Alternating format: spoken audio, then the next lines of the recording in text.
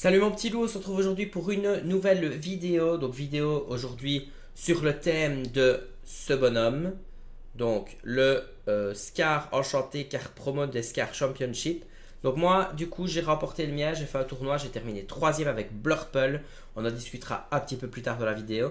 Alors cette vidéo aussi du coup va être pour t'aider, pour t'aiguiller un petit peu.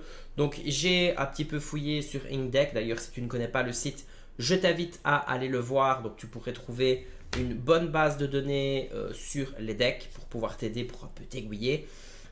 Sinon bah, j'ai fait une petite compile pour toi, donc c'est le but de cette vidéo aussi. J'ai pris du coup 5 decklists qui m'ont attiré du regard et qui je trouve sont intéressantes et peuvent te permettre de gagner du coup le Scar pour pouvoir gagner le Graal. Vidéo du coup qui complète celle que j'ai sortie il y a quelques jours, que je mettrai en description, donc qui du coup complète les decks voilà, qui ont été mis dans cette liste là que j'ai anticipé. Bah, du coup voici si ça se concrétise un petit peu. Voilà. N'hésite pas aussi en commentaire à partager ton expérience du Scar Championship. N'hésite pas aussi à poser des questions si jamais tu as besoin d'aide pour tes decklists, j'y répondrai avec plaisir. On y va, c'est parti.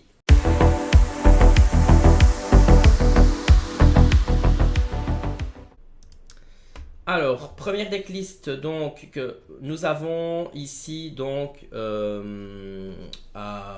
jaune gris mine, du coup assez classique, hein, on le voit de plus en plus ici, ça devient quand même de plus en plus fort. Alors nous avons Cendrillon, Desidoc, Happy, Kaloun, enfin Joyeux pardon, Kaloun, Prof, Lilo, Monsieur Mouche, Porcinet, Lawrence, Pat, Pluto, Réponse, la mine du coup des sept nains, plus ardent que le feu des volcans, perdu dans l'hiver, et Kida. Et bien que dire, hein, du coup, deck agressif qui combine quand même pas mal de choses assez intéressantes. C'est un deck qui est cool, c'est un deck qui est sympa. D'ailleurs, au tournoi où j'ai joué, il a terminé premier ce deck là. Je ne sais pas si c'était cette decklist là exacte, parce que j'ai pas vu les Kida. Mais en tout cas, ça a causé pas mal de problèmes, pas mal de match-up. Très difficile à contrôler, très difficile à prendre de vitesse, étant donné que du coup bah, la mine apporte justement une gestion assez conséquente avec justement plus ardent que le feu des volcans, perdu dans l'hiver, qui peut être chanté par Cendrillon, et la mine, et en plus Kaloun qui met une pression de malade, parce que du coup Kaloun bah, généralement quand on la pose les gens arrêtent de quest, parce que du coup bah, il donne du lore gratuit et elle va chercher facilement 1 à 2 personnages, donc du coup surtout que les loreurs à 2 au début bah, ils n'ont pas beaucoup de points d'attaque, il faut bien une contrepartie sinon ce sera un petit peu trop exagéré. Et le reste bah, est assez similaire. J'ai vu aussi une decklist qui jouait Shenpo à la place de Pluto. Une question de choix, pourquoi pas. Moi je trouve que Pluto du coup il est très fort parce qu'il vient au tour 4. Et voilà. Et du coup le reste bah, c'est assez sympa, c'est assez fort. N'oubliez pas que la mine des 7 nains, quand vous déplacez un personnage dessus, vous pouvez infliger un point de dégâts à un personnage adverse. Mais si c'est un chevalier, vous infligez 2 points de dégâts. Donc si vous arrivez à accumuler 2 mines, bah, vous déplacez un de vos chevaliers dans une, vous affligez 2, puis après bah, vous allez dans l'autre et vous affligez 2. Donc c'est assez sympathique, c'est assez destructeur, ça permet de gérer pas mal de créatures. Et du coup, bah, la personne, du coup, elle a gagné, elle a fini première. Bon, pas du coup sur cette decklist là, je suis pas sûr à 100%, mais le tournoi que j'ai fait, elle a gagné et bravo à elle. Alors du coup, en deuxième, nous avons le classico classique, nous avons le mauve rouge. Alors, j'ai pas énormément de choses à dire sur la decklist étant donné que c'est une decklist qui est quand même assez classique. Nous avons les Tremen et les Médusas. Nous avons la grande Alter Sissou qui peut faire des ravages. Nous avons les Biprep. Nous avons du coup 3 bibliothèques. Et le reste c'est quand même assez classique. Il y a 2 Maui, 2 Belle. Belle, j'adore cette carte là, elle est trop forte. 4 Génie, 2 Lapin. Le package mauvais qui bounce, etc. On connaît. Voilà, classico classique, fonctionne, toujours aussi constant, toujours aussi stable, est capable de gagner un petit peu contre tout, mais n'a pas de forcément meilleur match-up. A quand même quelques petites difficultés contre le style Song, mais c'est pas non plus impossible de gagner, c'est compliqué mais c'est pas impossible. Et du coup, bah voilà, c'est assez sympathique. Alors pareil, classico classique, nous avons le rouge, bleu qui s'est illustré encore ce week-end-ci, hein, ça aussi, rouge bleu, mauve rouge, c'est vraiment les deux decks qui je pense vont garder quand même pas mal d'impact sur ce chapitre-ci encore une fois. D'ailleurs j'ai perdu 2-0 contre rouge bleu, je me suis fait exploser. Maui avec la Vida Pirate qui du coup peut se recycler, qui vous justement permet de ralentir en lore l'adversaire et vous gagner du lore et de le recycler avec le Maui. La Reine de Cœur qui peut aller chercher les agros au début. Sisu qui peut aller chercher les agros au début. Nous avons 4 grands de Sisu, bah, du coup ça peut faire des ravages, surtout contre les decks aggro, puisque c'est le point faible du deck. Le reste c'est assez classique, hein, Flaversham, Grand Mertala, ce bleu lumière, Tamatoa, les objets, vision de l'avenir, cachez-vous au cas où, voilà, c'est assez classique, mais encore une fois, classique, qui fonctionne et qui peut vous permettre de remporter assez facilement votre Scar, à l'instar du rouge mauve.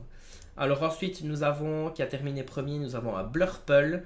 Alors moi j'ai terminé troisième avec une decklist presque identique, sauf que j'ai 2 Hades, 3 Elsa, et à la place des MacDog Manor, j'ai intégré 3 Big Ben. Parce que je trouvais que j'avais des grosses difficultés contre le gris, et du coup bah, c'est très fort de jouer les Big Ben.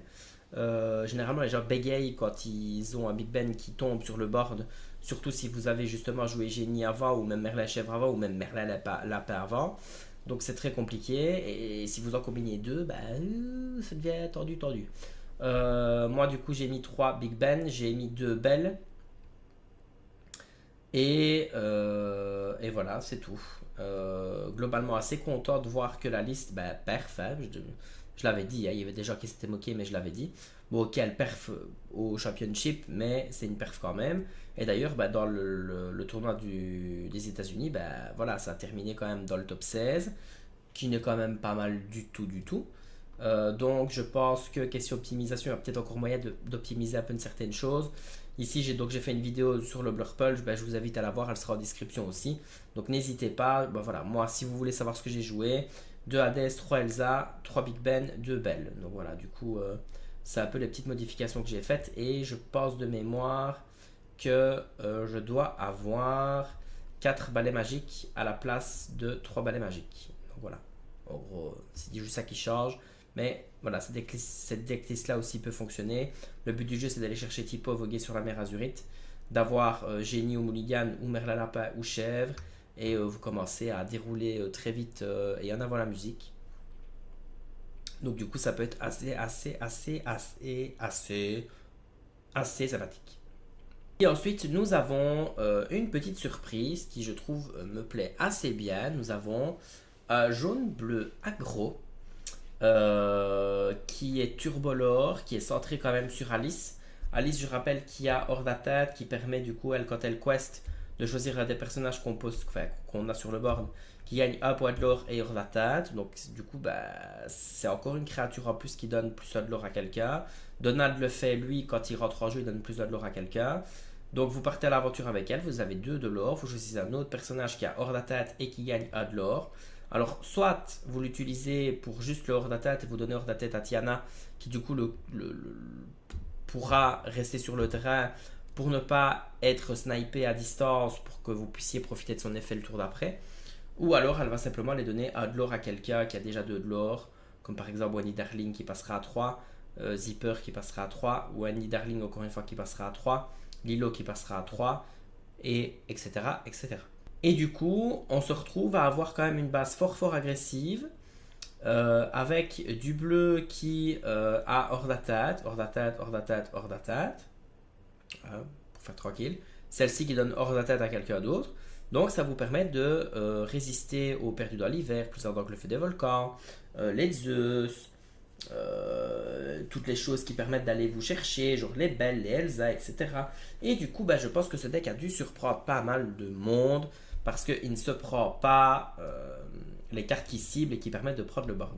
Puis surtout que Scrooge ici est quand même une carte qui est assez violente, et on a le manoir de Picsou qui permet de continuer du coup à prendre du lore passivement. Donc c'est quand même quelque chose d'assez intéressant. J'avoue que si je gagne encore un Scar avant mon dernier tournoi, il y a peut-être de fortes chances que je joue ce genre de deck là, parce que du coup ça peut surprendre, ça peut être très sympathique. À voir par contre en commençant deuxième ce que ça peut donner, mais je pense qu'avec les hors d'atteinte il y a moyen de tempo un petit peu.